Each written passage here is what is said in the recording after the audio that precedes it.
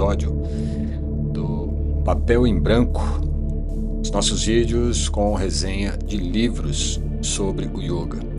Como eu disse no primeiro episódio, onde eu fiz a resenha do meu próprio livro, do meu último livro lançado, Além do Silêncio, eu estarei todo sábado liberando um novo vídeo com uma nova resenha de livros importantes do yoga.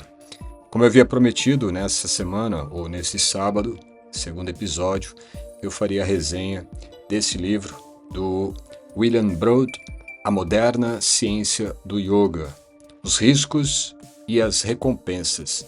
Esse livro ele já tem a sua versão em português, você encontra na Amazon, inclusive aqui abaixo na descrição do vídeo você tem o link para você adquiri-lo com desconto. No final eu vou mostrar aí mais detalhes do livro, também lá na página da Amazon. Mas o mais importante é o que nós vamos explorar aqui do conteúdo desse livro. A resenha não será com o objetivo de fazer nenhum spoiler aqui completo do livro, de forma alguma. Eu quero apenas pontuar alguns detalhes que eu considero importantes e de como esse livro, por esses fatos que eu vou descrevê-los, ele se torna realmente um livro importante no contexto do século XXI, principalmente para aqueles que praticam yoga, para aqueles que atuam como profissionais de yoga ou que estão se formando como instrutores de yoga. Esse livro ele ajuda bastante na compreensão do que é o yoga e principalmente sobre uma ótica mais realista, uma ótica mais voltada aos aspectos de cuidado, de prudência, não é? Ou até mesmo, como eu gosto de dizer, de bom senso, você praticar o yoga com bom senso.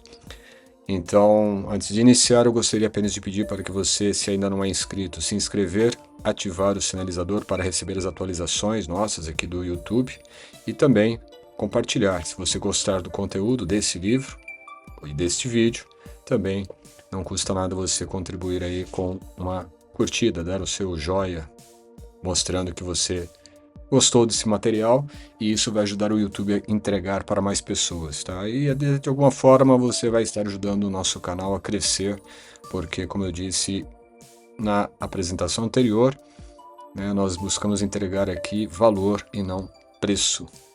Bom, o que eu quero então mostrar a vocês nesse livro?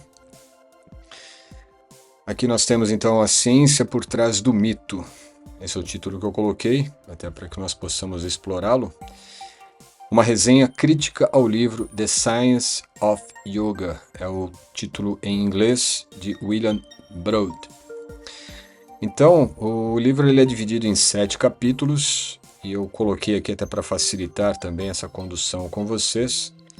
Nesse processo todo ele vai colocar vários tópicos que eu considero importantes. Eu não detalhei todos, mas eu vou falar aqui por alto algumas questões, como por exemplo, ele faz uma busca, né, da tradição do yoga, de como que esse processo do yoga chega até o Ocidente. Então, desde os seus primórdios, e ele usa muito das bases do próprio Tantra, e vai fundamentar isso nas obras do Hatha Yoga Pradipika e do Giranda Samhita. Ele não usa tanto referências do Yoga Sutra de Patanjali, é mais voltado realmente a essa linhagem tântrica, né?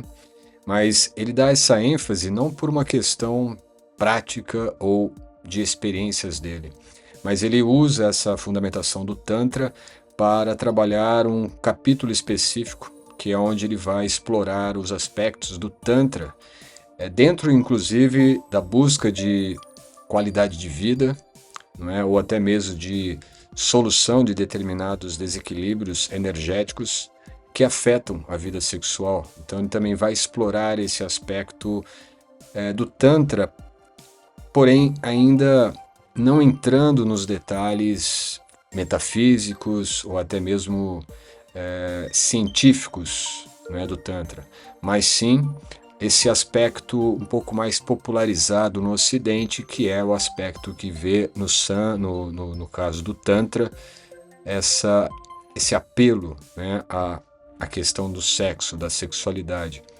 Ele coloca isto, mas depois ele já leva para uma análise mais crítica, não é? Então ele usa também dos elementos do Tantra, mostra alguns benefícios, mas a partir daí ele vai trazer em capítulos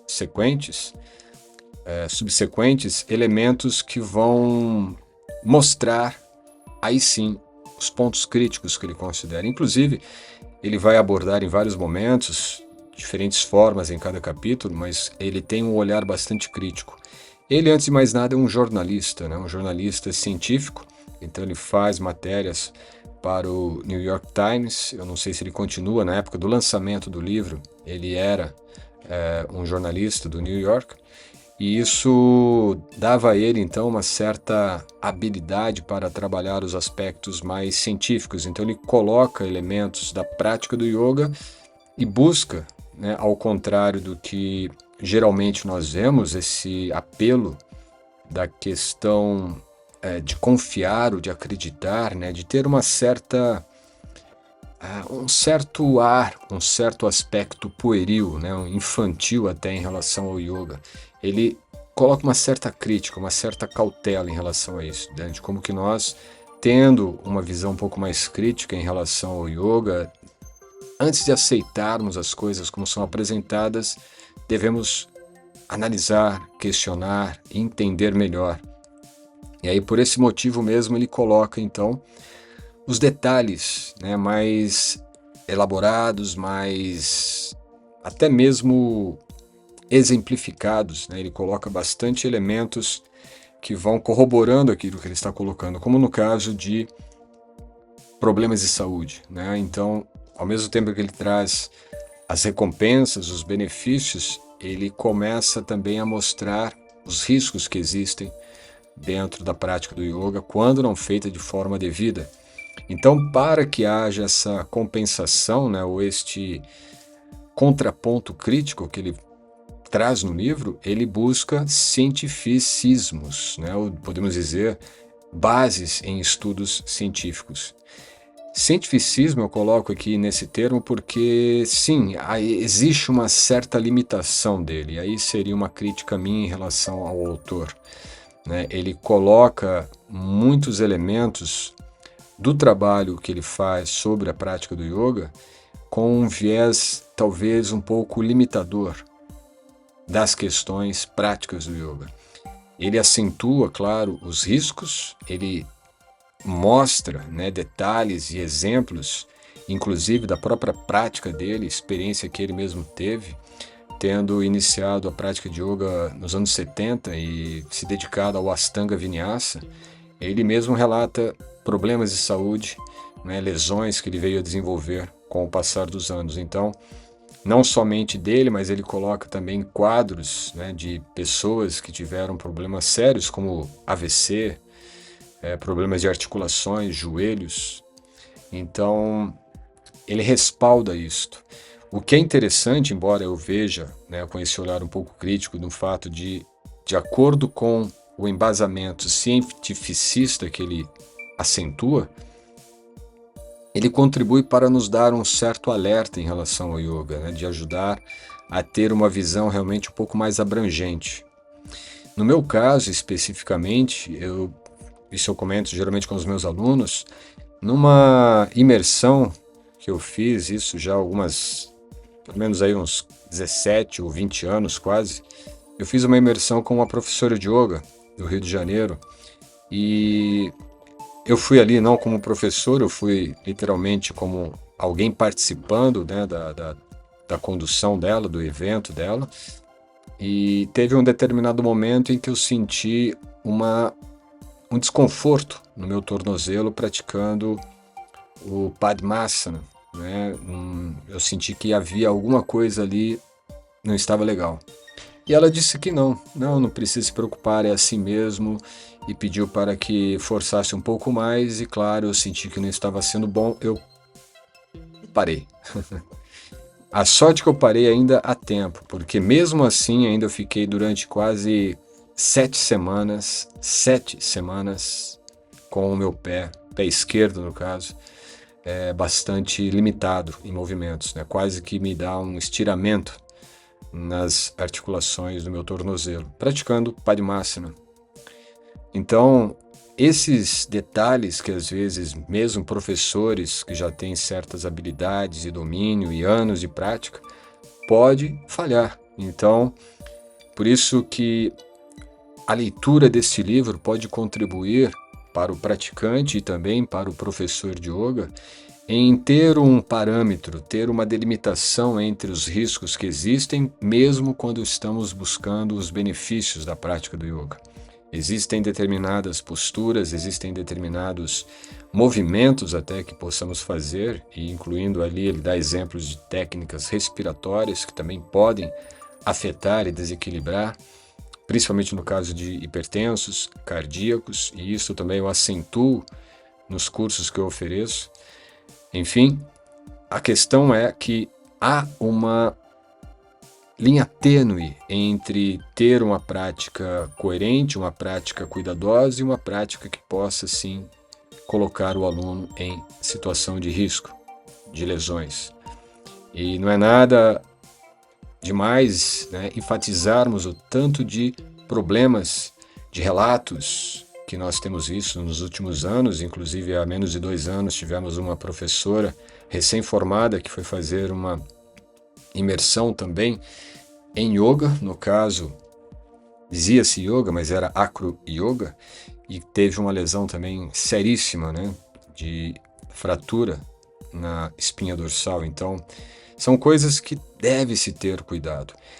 E esse, pelo que eu me lembre, esse livro foi lançado em 2013, foi o primeiro trabalho publicado, não é, que trazia essa atenção. Eu ainda não tinha visto, em livro pelo menos, tinha lido vários artigos e eu tinha também no meu trabalho todo de formação e desenvolvimento, eu fui buscando sempre os aspectos mais de riscos que o yoga trazia, não é?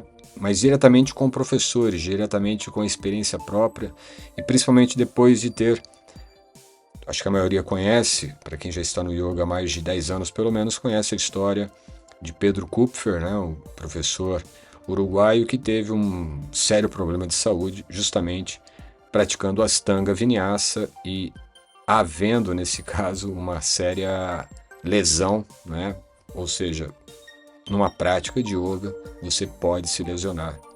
Não é claro que existiram ali os fatos, né, que levaram a isto, mas enfim, há essa periculosidade, vamos dizer, essa periculosidade na prática do yoga quando ela não for feita de maneira adequada.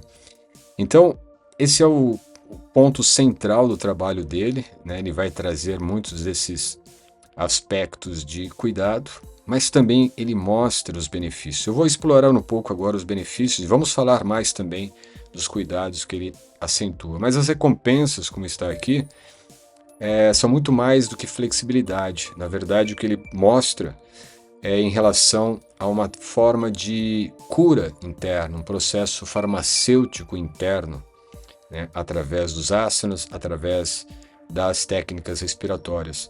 No caso, nós temos no capítulo 3, onde ele elabora um pouco sobre a relação da mente e o humor, aspectos neuroquímicos, né, que podem ser beneficiados com a prática do yoga e determinados asanas.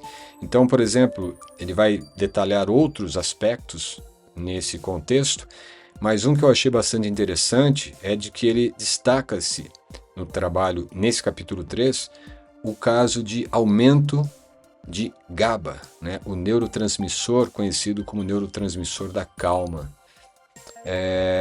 E o seu potente efeito antidepressivo. Junto disto, né, o processo mesmo que faz com que haja uma produção maior desse neurotransmissor da calma, observa-se que a prática respiratória, e não é uma técnica avançada, é simplesmente um processo de respiração mais lenta, mais longa, mais expansiva, favorece a produção do GABA. Não é? Então essa respiração lenta e principalmente posturas como Tadasana. Postura Tadasana é a postura da montanha. Você simplesmente manter-se em pé com os pés levemente afastados e o corpo ereto, os braços soltos, mantendo nesse processo respirações lentas e longas. Isso faz com que se ative no sistema nervoso a função parasimpática, não é? O que faz com que haja uma redução do estresse. Então, junto desta postura, Tadasana, usando técnicas ou simplesmente movimentos respiratórios lentos e profundos, você começa a ter a redução do estado de estresse, não é? Quadros de neurotransmissores aliados, né, à produção de estresse, e ao mesmo tempo que reverte esse quadro para neurotransmissores que ativam, beneficiam o parasimpático. E a partir daí você tem a produção do neurotransmissor GABA. Existem vários artigos, né, isso 2013, esse livro dele, mas acredito que a pesquisa, o trabalho dele que ele foi levantando, deveria ser aí talvez de 2010 até 2012, então já havia uma grande base científica de estudos sobre o GABA. Mas de lá para cá isso tem aumentado mais. Então, se você buscar em determinadas fontes, principalmente sites especializados de pesquisas científicas, e principalmente em língua inglesa, você vai encontrar muitos artigos interessantes na relação da meditação, na relação do yoga, técnicas respiratórias com esse neurotransmissor, tá? Então, uma área assim bastante promissora, não é, para o trabalho terapêutico do yoga no século XXI. No capítulo 2 do livro, nós vamos ver ali que ele coloca elementos importantes sobre os resultados do anti-envelhecimento que é obtido com a prática do yoga. Ele combate, no caso, ou como ele descreve nesse capítulo 2, aliás, desculpa, capítulo 1, tá?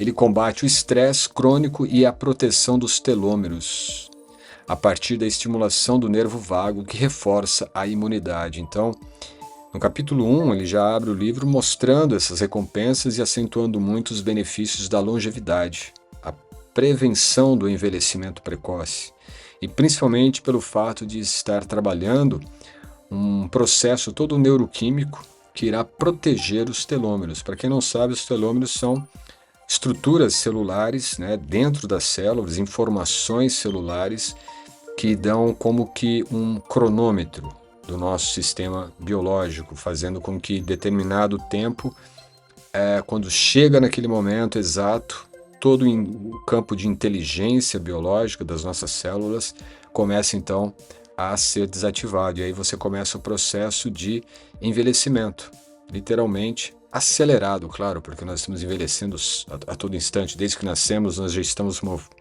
fazendo o processo de troca celular. Porém, os telômeros eles começam a atuar de forma a acentuar o processo de envelhecimento em determinado momento. Para cada um, isso ocorre em uma determinada idade, não existe uma idade exata, né? Vai muito da própria dinâmica de vida, do estilo de vida, alimentação, qualidade de sono, situação profissional, se é de ambiente estressante, sedentarismo, tudo isso vai importar bastante. Mas o que é detalhado aqui é que a prática do yoga, bem orientada, favorece o nervo vago, estimulando o nervo vago. E o estímulo do nervo vago faz com que haja, então, um processo biológico, não é? Quase que um neurofeedback de que as nossas estruturas celulares ligadas à função dos telômeros comecem a ficar mais protegidas.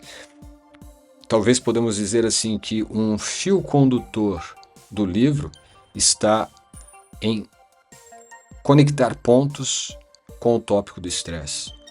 Assim como ele traz as recompensas, elas são recompensas que irão beneficiar, principalmente no caso de redução do estresse, os riscos estão também sendo demarcados em ativação do estresse, certo? Isso é um detalhe que ele não coloca explicitamente, mas é o que eu consegui assim detectar na leitura, que a linha que conduz toda a narrativa e o próprio desenvolvimento, né, a linha de raciocínio do livro é sobre o estresse.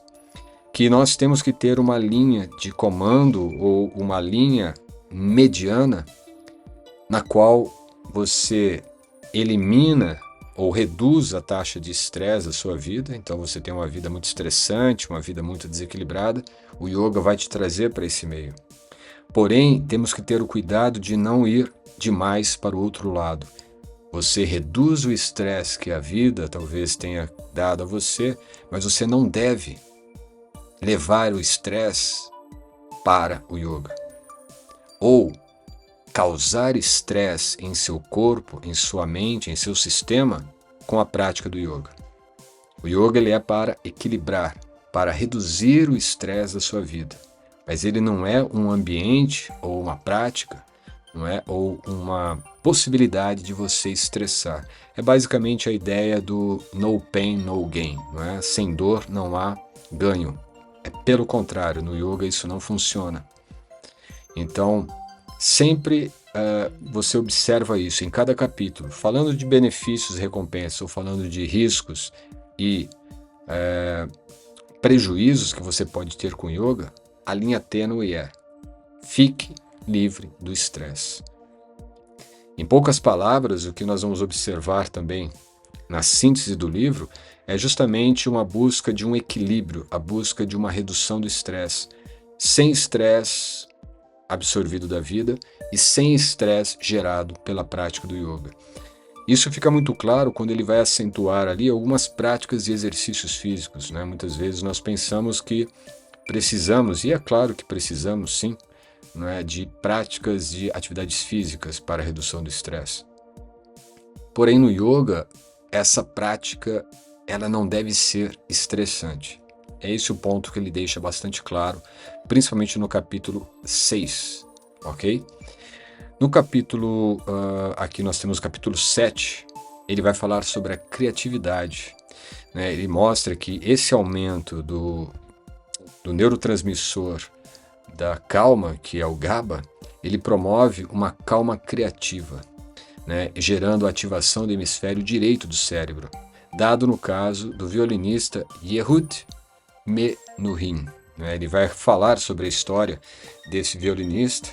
Eu não vou dar o spoiler aqui da história, mas é muito interessante, né, notar como que os estudos, e principalmente estudos neurocientíficos sobre o cérebro, né, mostra que no caso desse violinista, ele encontrava um estado no qual essa calma possibilitava o ato criativo.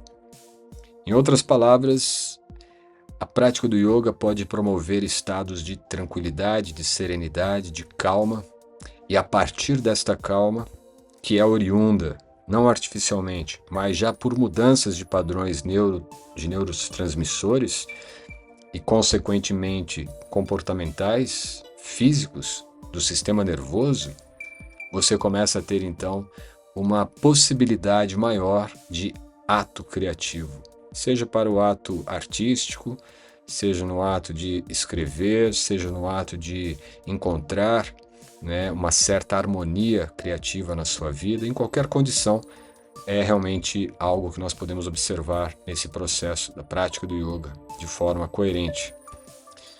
Mas aí o que ele acentua, e aqui está no capítulo 6, é onde ele vai colocar esse fator aqui bastante acentuado, bastante destacado, que são o yoga e a sexualidade, que eu havia comentado agora há pouco, né, sobre a questão tântrica.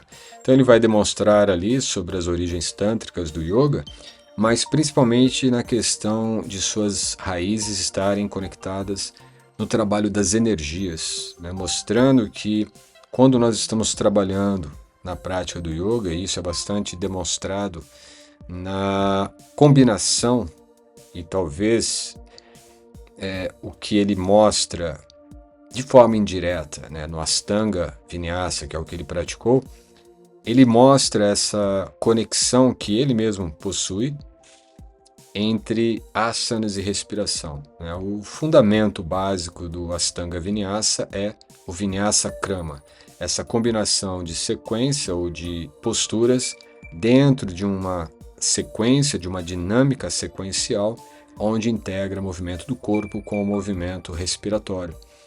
Então, dentro desse processo, e por isso ele vai acentuar, eu vejo mais assim como sendo até mesmo da própria experiência dele, né, de ele ter conhecido e praticado mais tempo o próprio Ashtanga Vinyasa.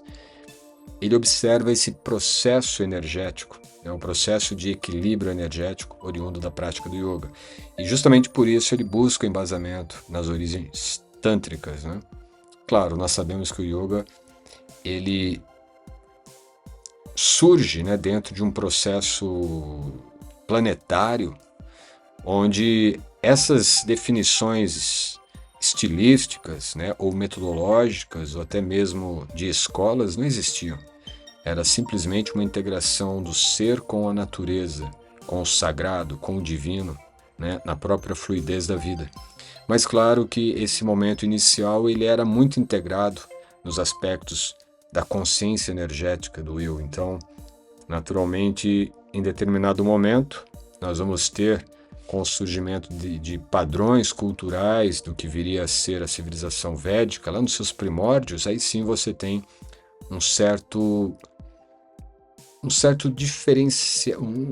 diferenciamento mesmo, uma diferenciação entre o yoga em sua origem fundamental e aquela formatação do yoga já dentro de moldes do que viriam a ser as bases dentro da doutrina védica, né? Enfim, o Tantra ele vai por uma outra via. Nesse caso, estaria vinculado a essas tradições originárias e fundamentais do yoga, e que depois vai se reunificar, se reintegrar já no século, entre o século XII e o século XIV, quando surge o Hatha Yoga. E como se sabe, o Hatha Yoga ele vai fundamentar elementos práticos para que no século XX se desenvolva o que a gente conhece como o Ashtanga Vinyasa. Mas todo esse processo é muito antigo porque vem dessas integrações de abordagens do yoga, pré-Hatha Yoga, onde você já tinha, né, determinadas dinâmicas conhecidas como Vinyasa Krama. Então não se tem uma ideia exata de quando surgiu o Vinyasa Krama, porém sabe-se que ele e o conceito de Surya Namaskar, por exemplo, estão totalmente integrados. O que se sabe é que Surya Namaskar ele é muito antigo, é uma das sequências mais antigas, então considera-se que tenha se desenvolvido a ideia ou o conceito de Vinyasa Krama por volta então de 6 a 7 mil anos. Então estamos falando aí de civilizações pré-védicas, né? Lá do vale do que viria depois, né? Do vale do rio Sindhu, do rio Indo, ou da própria origem do hinduísmo. Enfim, tudo isso para falar que, na verdade, essa conexão com a sexualidade, ele vai trazer esse destaque de uma forma crítica, mostrando esse desvio, né, conceitual, porque o Tantra não fala especificamente de sexualidade, ele fala das energias, e uma das energias que nós temos, naturalmente, é a energia sexual. Então, é explorado muito no Ocidente esse aspecto de uma forma bastante deturpada, isso é uma pena, mas existe nesse aspecto a questão muito forte dos benefícios, porque isso ainda faz parte das recompensas, dos benefícios que o yoga traz. Então, ele fala sobre a ciência da excitação. Com a prática do yoga e determinadas técnicas especificamente, há um aumento dos níveis de testosterona. E aqui ele dá, né, um dos asanas que ele acentua é justamente o Bhujangasana, a postura da esfinge, ou também a postura da cobra. Né? Existe uma diferença entre a postura da esfinge e a postura da cobra, apenas uma declinação aí da nomenclatura muda, mas basicamente é você estar em decúbito dorsal, ou melhor, decúbito frontal, com os cotovelos apoiados, você está em postura da serpente, ou postura da esfinge. Quando você tira um pouco os cotovelos do apoio, eleva um pouco mais a extensão da coluna, você está em serpente, tá? Essa seria a diferença. Mas é apenas um detalhe. O que acontece é que existe aí um estímulo, porque há uma ativação da região do ventre, do baixo ventre, quando você está nessa postura, principalmente porque você contrai o abdômen, certo? E faz o impulso do chão com os cotovelos ou com a palma das mãos, elevando os cotovelos. Então você tem uma pressão na região do ventre, baixo ventre. E, naturalmente, na linha energética dos chakras, você está estimulando o Manipura e o Swadhisthana chakras. Então isso cria, principalmente no caso do Swadhisthana, essa excitação. Também há uma correlação, isso também é explorado no capítulo 6, da hiperventilação causada pelo Bhastrika. E esta prática, que o Bhastrika é um pranayama, ele serve de gatilho para a excitação cerebral e também sexual. É claro que aqui ele correlaciona isso muito ainda com essa questão das energias sexuais, mas o principal tópico aqui do Bhastrika, como se sabe, né? E aqui eu me dediquei há anos ao estudo dos pranayamas, inclusive tem meu livro também sobre a respiração plena. O Bhastrika ele vai ter um trabalho bastante acentuado de fluxo prânico, fluxo energético no cérebro. Então existe uma acentuada excitação cerebral. E claro, se existem condições, você também vai ficar com uma excitação sexual, mas ele não é, podemos dizer, um pranayama que vai te excitar, entende? Que você vai ser ali como se fosse um estimulante para o sexo, né? Sei lá, um comprimido qualquer, aí, um Viagra, né? Não tem essa finalidade. Ele é muito mais cerebral, certo? Então, aqui já também um detalhe crítico que eu coloco em relação ao livro, eu acho que é um pouco de exagero da parte dele, dizer que o Bhastrika ele tem essa hiperexcitação sexual. O que ocorre é que em algumas práticas do Tantra Yoga, você faz algumas práticas de pranayamas, que inclusive são conhecidos como pranayamas do fogo, né? E que eles sim geram uma certa ativação, principalmente do Swadhisthana. Tá? E o Swadhisthana ele está ligado com a questão toda também da sexualidade, da reprodução, da excitação. Mas seria um viés um pouco mais distinto do qual ele coloca no livro. Mas de todo ele não está errado, tá? Eu acho que ele só fez aí realmente, como jornalista, né? Ele só fez realmente essa ponte e tentou acentuar para justificar, né, o fato de um capítulo estar sendo dedicado mais acentuadamente à questão do yoga e sexualidade. E também ele coloca nesse mesmo capítulo vários estudos mostrando que há realmente uma melhora na função e na satisfação sexual. Tá? A prática, mas aqui no caso principalmente combinada de asanas e de pranayama. Dentro desse contexto, aí vale acentuar aqui já uma consideração minha em relação a esse tópico, combinação do pranayama com determinados asanas, aí sim você tem uma excitação também sexual destacada. Tá? Isoladamente o Bhastrika não vai causar nada. Tá bem? Ele vai colocar alguns outros asanas, né, mas acentuado mesmo que ele dá é o Bhujangasana. E como eu falei já antes, estaria aí o motivo, a pressão na região do ventre e baixo ventre, afetando ou ressaltando mais esse aspecto do Swadhisthana Chakra.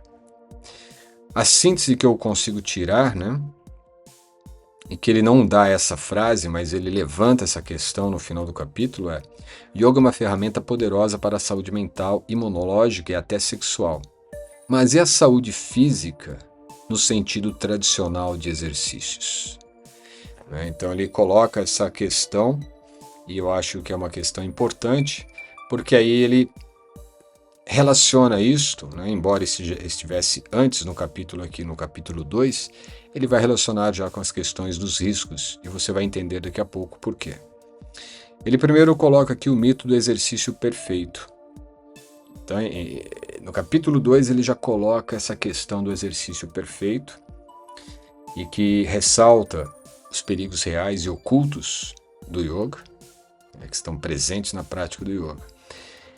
Ele contrasta a alegação dos gurus. Yoga é tudo o que você precisa, com dados científicos. Isso eu falo muito em aulas e principalmente na formação de instrutores eu tento dar essa noção, né, de que o yoga não pode ser uma religião, né, no sentido de que você vai falar para o seu aluno só o yoga salva. Não é assim. Pode ter casos em que o yoga pode te prejudicar. E principalmente contrariando os gurus, nos quais muitas vezes é apenas faça o que eu estou falando e acredite nisso, às cegas, ele traz realmente respaldos científicos para mostrar, será que os meus gurus estão corretos em relação a isto? Não é algo como que negando a importância desses mestres, né, mas buscando um respaldo um pouco mais consistente. Embora ele coloque dados científicos ou até mesmo cientificistas, né, exagero da ciência sobre o yoga, o que eu enfatizo e eu extraio daqui esse ponto é, na sua experiência, o que você tem de bom senso para a prática. Isso é o mais importante. Mas não é irrelevante o que ele vai colocar como, por exemplo, quando ele explica sobre o conceito de VO2 Max como padrão ouro para aptidão cardiovascular. Esse padrão, né, na verdade, para quem é da área da medicina e estuda a questão toda cardíaca, né, existe o padrão ouro. O padrão ouro é justamente um nível relativo e que seria o nível ideal para que haja capacidade cardiovascular, certo? Então, ele usa essa aplicação, e aí está um dos respaldos científicos que ele vai aplicar, e aí agora você vai entender o porquê que ele diz antes, né? E aí, como fica o corpo físico se você tem apenas um trabalho voltado a essas questões da energia, mas e o corpo físico e os exercícios físicos, né? Então ele vai mostrar aqui, com o uso desse padrão ouro, né, ele apresenta uma conclusão chocante. O yoga tradicional não é um exercício aeróbico eficaz. A intensidade da saudação ao sol, que é o Surya Namaskar, é muito baixa. É um trade-off de flexibilidade, sim. Condicionamento cardiorrespiratório, não. Então, ele mostra, usando o conceito do padrão ouro do VO2 Max, que a prática de Surya Namaskar, dentro de determinados parâmetros, não cria, vamos dizer, uma atividade aeróbica, um exercício aeróbico cardiorrespiratório, cardiovascular. Entende? Então, o que ele diz aqui, ou o que ele tenta acentuar no capítulo 2, é que é importante você também ter essa ponte, ter alguns elementos que não fiquem somente no yoga. Somente o yoga salva, né? Ou que os mestres dizem, você só precisa de yoga e mais nada. Talvez você precise de um profissional qualificado. Aí sim, se você tiver um profissional de yoga qualificado, talvez você não precise de muitas outras coisas. Mas somente o yoga é muito sui generis, né? Por quê? Hoje você pode pegar aqui no YouTube qualquer aula de yoga ou seguir qualquer youtuber, influencer, que de repente nem tenha domínios no yoga. Tem muitos profissionais ou professores, ou até mesmo instrutores de yoga no YouTube, oferecendo aulas ou falando questões que não estão totalmente embasadas, né? E principalmente em aulas online, é muito cuidado necessário que não tem sido dado, né? Porque você não tem a interação de ver atentamente e poder orientar o seu aluno de forma prudente, cuidadosa, não é? Coerente. Enfim, o ponto que ele ressalta no capítulo 2, portanto, é dessa atenção que nós devemos dar de não negligenciarmos outros aspectos da nossa saúde, como, por exemplo, a saúde cardiovascular. Eu pratico yoga já há 50 anos e desenvolvi um problema cardíaco? Como assim? O yoga não me salva? Então, o que deve ser feito? Aí é uma prática minha pessoal, né? Eu gosto muito de pedalar. Ultimamente, até dos últimos 2 anos, eu não tenho pedalado tanto. Mas é uma atividade que eu gosto de fazer. Pedalar, caminhar, correr na esteira pode ser.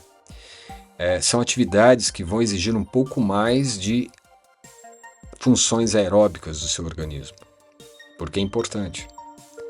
Então existe um mito, né, do exercício perfeito. O yoga é um exercício perfeito, eu não preciso fazer mais nada. Não, você acaba ficando com certas limitações. Às vezes existe também, isso ele também coloca, se não me engano até no capítulo 2 mesmo, sobre a questão de fitness, né, ou de atividade mais de força, de ganhar tônus muscular. Existe a perda de flexibilidade, mas também existe o ganho de sustentação muscular, de massa para sustentar você em posturas mais exigentes, onde vai exigir força, por exemplo. Então é sempre uma questão também a ser considerada, essa mediação, né? Nunca ser radical nas questões. Outros perigos também que ele acentua seria esse lado sombrio, né? Lesões e a cultura do no pain, no gain. Isso ele coloca no capítulo 4. Então, aqui nesse capítulo é onde a gente começa a ficar assim bastante atentos, né? Nós ficamos assim de orelha em pé para saber, uau, será que eu estou fazendo certo? Será que eu estou ensinando corretamente? Ele coloca que existem riscos de AVC e ele dá vários exemplos. O alerta que ele faz é sobre a flexão extrema do pescoço, como principalmente no caso da postura da vela, Sarvangasana, e até mesmo no caso de Bhujangasana. E veja que ele havia dito sobre Bhujangasana no caso da excitação sexual. Porém, existem casos e casos, né? Então aqui, isso é também um detalhe que eu observo às vezes nesses livros de jornalistas, é que acaba falhando em algum detalhe. Se ele enfatizou a importância do Bhujangasana e agora ele coloca um pouco mais de cautela, nós temos que entender que falta um detalhe para ele. Ele não é professor de yoga, é um jornalista, um estudioso. Para um instrutor de yoga, ele vai ter um certo cuidado. Não que Bhujangasana, ou que principalmente Sarvangasana, irão causar AVC no praticante. É necessário que haja naturalmente uma prévia noção de quais os limites desse aluno. Ou mesmo eu, como um praticante, eu tenho que saber quais são os meus limites, identificar sobrecargas em meu corpo durante uma postura. Então, é importante isso? Sim, para um profissional de yoga, ele observa e fala, bom, existem riscos aqui. Se eu não aprendi isso no meu curso de yoga, meu professor de yoga era do tipo que falava, o yoga salva tudo, então agora eu tenho que tomar um pouco mais de cuidado. Nem todo mundo pode fazer o Sarvangasana, postura da vela, Bhujangasana, Ustrasana, também não dá para ser feito Urdhva Mukha, não é? O próprio Chakrasana, existem inúmeros asanas que vão forçar a nossa cervical. E o risco aqui dessa sobrecarga na cervical é justamente a questão que está conectando a conexão circulatória, o que pode levar ao AVC. Não é simplesmente criar uma lesão, né, ou uma protrusão discal, que é geralmente o que a maioria observa. Você não tem nenhuma protrusão discal? Então tudo bem, pode fazer aí uma postura da vela que não vai ter problema. Você tem a cervical zerada. Só que, e as questões circulatórias? É aí que está o perigo. Então ele mostra esse risco, mas como eu disse, existe apenas uma ótica, ele não é professor, ele é praticante de yoga, estudioso da prática do yoga, mas claro que um profissional de yoga já olharia isto e teria uma atenção maior sendo dada no caso de um aluno que tem algum caso já declarado de alteração de pressão sanguínea, né, hipertensão, ou de casos ligados à sua saúde cardíaca. Então tudo isso tem que estar bem monitorado. O risco existe, certo? Ele foi observado, ele detalha vários estudos mostrando isso, é fato. Outras lesões também que são muito comuns, e talvez até você já tenha recebido e tido, né, infelizmente, essa consequência. Se teve, coloca aqui nos comentários se você já teve algumas dessas lesões ou outras lesões também. Dentre elas, nós temos aumento de lesões músculo-esqueléticas. Então, ombros, joelhos, tornozelo, como foi meu caso, punhos, e também no caso de lesões pulmonares por respirações forçadas como Kapalabhati. Então aqui é um detalhe assim bastante assustador para alguns. Para quem conhece a técnica do Kapalabhati, entende que sim, existem riscos.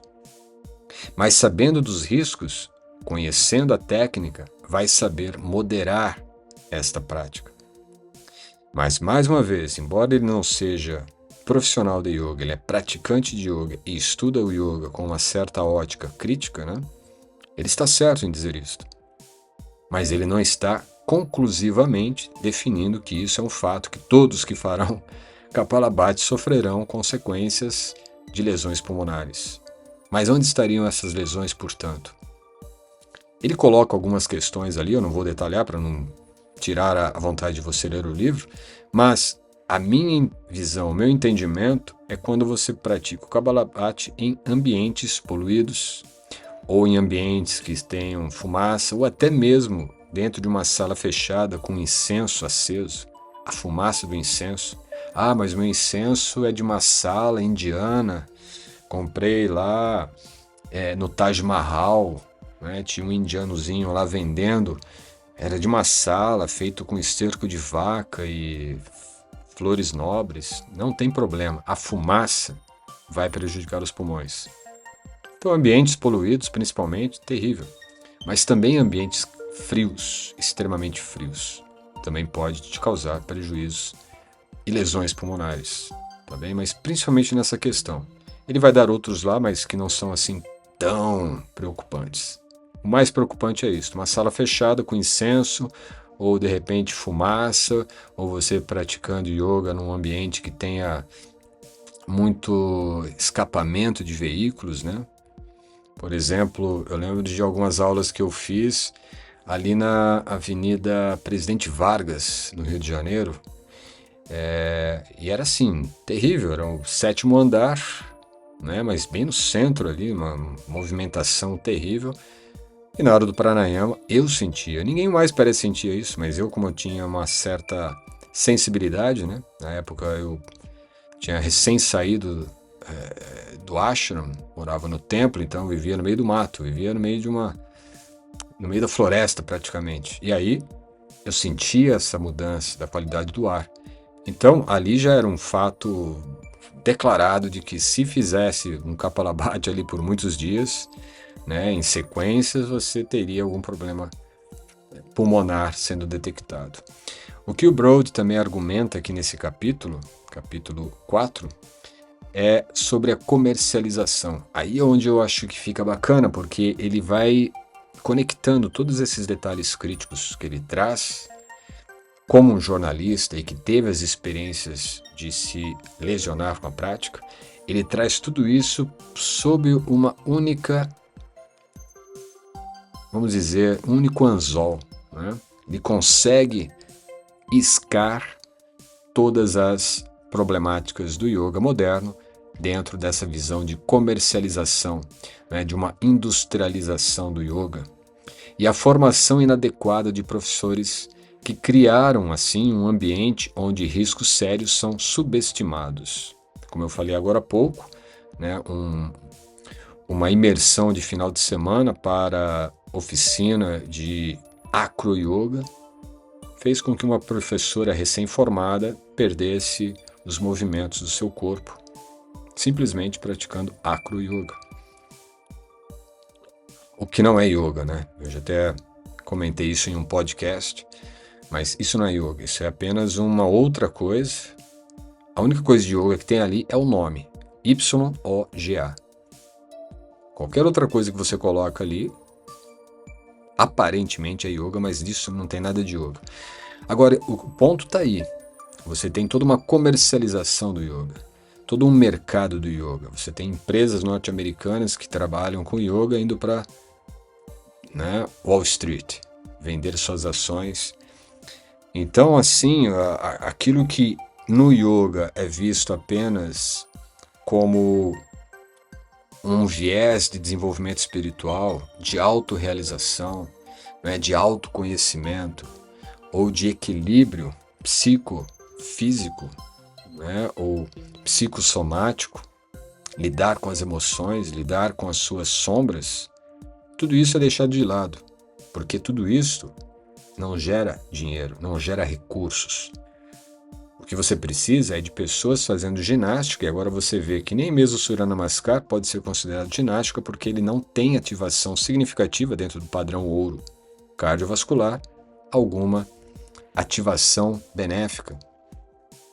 Então é uma indústria voltada simplesmente à comercialização de um estilo de prática que nem chega a ser ginástica. E dentro desse leque de considerações é que você vai ter também, né, as formações de yoga que não tem nenhum tipo de capacidade, literalmente, de formar instrutores. Recentemente, inclusive, teve uma pessoa que entrou em contato, assim, querendo igualar o preço de formação do VVY com um curso de um final de semana. Olha, eu tenho um curso aqui que custa tanto. Eu pensei, né? Isso aí foi falado até pela minha assistente que recebe essas mensagens. Mas depois que ela passou isso para mim, eu pensei, bom, mas um curso de yoga profissional, se for nesse valor, não pode ser uma coisa boa, não pode ser uma coisa séria.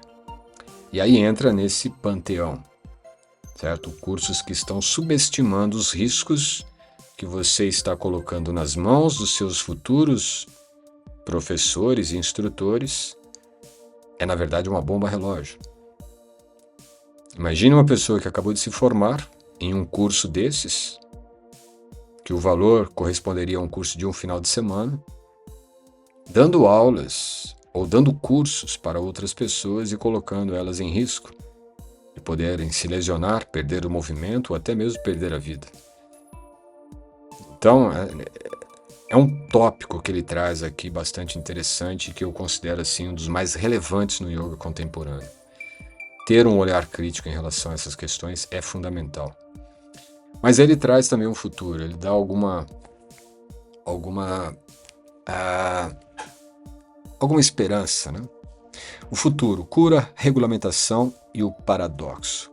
De todos eles, a regulamentação para mim é o que assim traz menos benefícios, né? Mas tem algumas questões que podem ser consideradas em relação à cura e paradoxos que isso traz. A promessa e o problema do yoga terapêutico, isso vai ser dado no capítulo 5. A promessa que é dada, e ele cita isso, né? Cita vários casos como o do Dr. Fishman, usando o yoga para tratar condições específicas de forma eficaz. Isso não é novidade, né? Ele traz isso também para um âmbito de pesquisa científica, e Dr. Fishman é bastante conhecido, você encontra vários artigos dele. No livro ele vai detalhar vários aspectos, eu vou deixar ele para você ler o livro, senão também vai perder a graça. Mas o ponto é que ele vai trabalhar essas questões que também nós fazemos na própria formação de instrutores. Nós temos uma linha de desenvolvimento terapêutico, né? E isso vai ser integrado dentro da postura, da respiração e da condição mental, né? Ou seja, asanas, pranayamas e meditação. Desse modo, nós temos então mostrado através do trabalho dele nesse livro os benefícios que são obtidos através de uma abordagem terapêutica com o yoga. Entende? Então existem várias abordagens hoje e o futuro do yoga, e vamos dizer até mesmo o futuro terapêutico, estará totalmente de mãos dadas com o yoga. Totalmente de mãos dadas com essa abordagem, né, do século XXI. Agora, ele também traz uma questão problemática, né? Ele alerta para o oeste selvagem, de terapia de yoga feita sem regulamentações, né? Uma prática, ou diríamos assim, cursinhos de final de semana, como esse que eu acabei de relatar. Então, esse oeste selvagem diz respeito a essa questão que nós temos no Ocidente, né, de tudo é baseado em um certificado, em um diploma ou em uma credencial, né? Porque agora esse meu curso ele é regularizado pelo Yoga Alliance, ele é assinado, chancelado pelo Yoga Alliance ou pela Aliança do Yoga, né, ou qualquer coisa assim. Mas nada disso tem credibilidade, certo? Vou falar um caso aqui que é muito sério e isso aconteceu já. Nós tínhamos no VVY em 2012, 2013, pouco antes, né? Depois que eu me formei em 2004, que foi quando nós fundamos o VVY, nós tínhamos um vínculo com Yoga Alliance, porque você tinha certas regras ali que eram bastante seguras, certo? Eles mudaram essas regras. No meio do nada, eles mudaram essas regras e, naturalmente, quando eu assumi a direção, nós saímos desse vínculo com Yoga Alliance. Por quê? Mas o ponto principal é, para você fazer parte do Yoga Alliance, você só tem que pagar uma anuidade. Ah, não, mas eu não faço isso. Eu tenho o Yoga Alliance, sou fidelizado pelo Yoga Alliance, mas não, eles são muito sérios. Nem sempre. Por exemplo, eles não têm um critério de avaliação. Eles não avaliam um professor que acabou de se formar e vem e tem ali todo o critério de análise e verificação de capacidade, domínio, não é? As competências de um profissional de yoga. Não.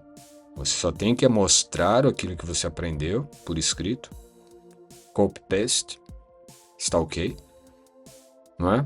E pagar a anuidade. Ok. Tá? Grosso modo é isso, tá? Não estou também querendo aqui esfarelar, né? Mas para mim não diz nada, Yoga Alliance não diz nada. E claro, isso é mostrado por ele, e não é só por mim. O próprio autor do Leslie Kaminoff, o autor do Anatomia do Yoga, David Garges é outro, tá? São dois profissionais de yoga que eu pessoalmente entrei em contato por e-mail, através do site deles, isso em 2012, para saber a opinião deles a respeito do Yoga Alliance, se era algo realmente necessário, fundamental para um profissional de yoga que estivesse se formando. E a resposta? Não faz diferença alguma. De dois profissionais de yoga mundialmente reconhecidos. Então, não é qualquer instrutor de yoga formado no final de semana que vai dizer que ter uma certificação de Yoga Alliance é fundamental para ser um profissional de yoga. Não. É a sua competência que diz muito mais. Eu até considero que se você ler esse livro, entendê-lo e colocá-lo em prática, você tem muito mais competência do que muitos profissionais de yoga ou instrutores de yoga que têm uma validação aí do Yoga Alliance International. Sinceramente falando, é mais ou menos isso que eu acredito, tá? Para o yoga terapêutico florescer, né, isso é a consideração que ele faz. Ela precisa ser mais ciência e de padrões profissionais rígidos, né? A ciência do yoga, ou a ciência terapêutica do yoga, ela tem que estar muito mais embaseada nas questões científicas. Então não adianta somente dizer, porque eu faço a torção para um lado, o mestre tal disse no livro que isso é bom para o meu fígado. Tá, mas o que isso significa? Por que isso faz bem para o seu fígado? Entende? Então posso ser também bastante intencional, né? Eu vou colocar o dedo aqui na minha têmpora direita e eu vou ficar mais criativo. Talvez. Então sugestão não diz muito no yoga. Isso também fica bastante claro com a apresentação aqui do William Broad. Veredito e reflexão. O paradoxo do yoga. Broad nos mostra uma prática que pode acalmar e excitar, curar e machucar, ser espiritual e científica. Então ele cria esse paradoxo e isso é muito bom. Tá? É ruim quando você pega um livro que ele é totalmente assim, do começo ao fim, só falando dos benefícios. E a maior parte dos livros que nós conhecemos de yoga é mais ou menos assim. reforça o paradoxo do yoga, de como ele pode nos levar de um estado de hipometabolismo, relaxamento profundo, a um de hipermetabolismo, de excitação. Então aí você escolhe, eu estou muito excitado, estou muito agitado, estou muito nervoso. Você pode ir para um estado mais relaxante. E o oposto também. A mensagem final que o livro traz é de que há uma valorização através do conhecimento. Conhecer a ciência nos permite praticar com mais segurança e extrair os benefícios reais da prática do yoga, né? Não apenas confie, não tenha fé no yoga. Você tem que verificar. E verificar como? Com a prática, né? Não confie, verifique. Agora o meu veredicto final e as minhas recomendações. Então, a primeira coisa, indicação. É uma correção necessária à narrativa comercial de só há benefícios. Entende? Então, assim, você vai ver, na questão de vender cursos e vender benefícios do yoga, é comercial, ele só quer te vender, tudo é bom. Eu tô com dor de cabeça, faz yoga que é bom. Tô com dor na perna, faz yoga que é bom. Né? Tô com um problema em casa, faz yoga que é bom. Perdi meu celular, faz yoga que é bom. Desconfia disso.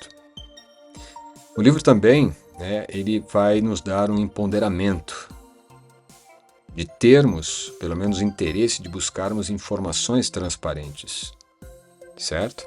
E isso nem sempre está em livro, isso está em profissionais, está em pessoas, em praticantes que já estão há mais tempo, que conhecem este mundo, não somente o mundo literário do yoga, mas conhecem o mundo do yoga. Não é? Então aí temos um bom profissional. E também ele é escrito de forma acessível, tornando a ciência compreensível. É um livro realmente fácil de ler, ele é simples, ele não fica com muita terminologia, não usa muitos termos em sânscrito, entendeu? É um livro bem para iniciante e, embora seja um livro para iniciante, ele é aprofundado. Você não fica só naquela margenzinha das coisas. Você vai entender um pouco da história do yoga, vai entender um pouco sobre o desenvolvimento cultural do yoga. Ele vai trazer elementos todos lá da origem do século XX, né, o yoga com Krishnamacharya, vai falar sobre Iyengar, vai falar sobre Indira Devi, que foi a primeira discípula, né, de Krishnamacharya ocidental, mulher a dar yoga, foi muito conhecida. Vai falar de determinados profissionais do yoga, né, que eram mestres do yoga, no século XIX ainda, na Índia, que eles buscaram esse aprimoramento mais científico do yoga, em plena Índia do século XIX. Então você vai ter uma visão bastante, vamos dizer, contextualizada do yoga por essa ótica de benefícios e riscos do yoga, sem véus, de uma forma bastante transparente. E sendo um jornalista, ele vai escrever isso de forma simples, de forma acessível mesmo, tá bem? Agora, para quem poderia ser indicado esse livro? Eu altamente recomendo para praticantes de yoga, curiosos, profissionais de yoga, aqueles que são céticos, né? Todo mundo fala do yoga, nunca pratiquei. Leia esse livro. Pode ser que você vai se interessar em conhecer mais sobre yoga. Profissionais de saúde, jornalistas, cientistas, terapeutas, tá? Mas principalmente se você trabalha com o corpo, se você é um terapeuta corporal, vai ser bom. Se você é um profissional de yoga, se você dá aula de yoga, extremamente indicado esse livro. Se você é praticante, também, tá? Agora, cuidado com pessoas que buscam uma visão puramente espiritual ou dogmática e podem se sentir desconfortáveis com a abordagem crítica, né? Então, é o que eu disse, ele tem uma visão mais cientificista, né? E se você é um puritano do yoga, ou se você é um evangelista do yoga, né? Aqueles fanáticos e que acreditam que só o yoga salva, então pode ser que esse livro seja um pouco desconfortável, porque ele vai colocar questões ali que você vai pensar, peraí, mas isso é yoga mesmo? Eu estou há anos me dedicando a isso e eu acho que eu não estou fazendo yoga. E a verdade é, você não está fazendo yoga, você está fazendo alguma outra coisa.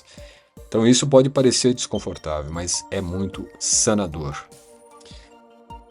Conhecendo os riscos e as recompensas que nós vimos nessa resenha, como podemos promover uma prática de yoga que seja tanto segura quanto transformadora? Essa é uma pergunta que eu faço para você.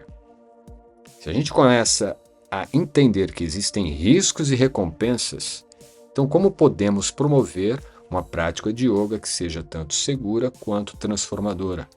Porque isso é o yoga. E eu vou dizer uma coisa agora. Nós vamos fazer a resenha de um outro livro também, muito interessante, que também traz visões críticas sobre o yoga. Mas uma coisa importante a saber. Toda essa questão de riscos, lesões, com a prática do yoga, é um fenômeno contemporâneo. É um evento que começa a surgir no início do século XX. É um fenômeno totalmente recente do yoga. O que significa que no passado, vamos voltar 200, 500, 700, 1000, 2000, 3000, 5000 anos, não existiam lesões com a prática do yoga, não existiam riscos na prática do yoga. Tudo isso surge no século XX e se acentua enormemente no século XXI, por um fator bastante simples: internet. Depois da década de 20, ou seja, depois de 2020, as lesões se intensificaram ainda mais, devido ao estilo de yoga presencial sendo agora dado online, sem uma capacitação de domínio didático para fazer essa transição presencial online.